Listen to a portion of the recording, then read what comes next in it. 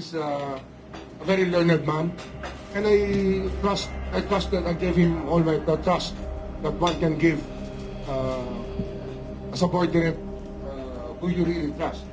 And I had no doubt that he would perform well under the circumstances. So that's about it.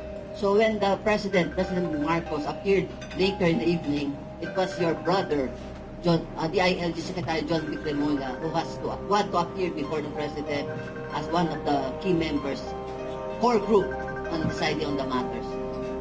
So what can you say about your brother's performance there? I think that he was able to do what he had to do, what was expected of him. And he was able to make sense out of the whole thing.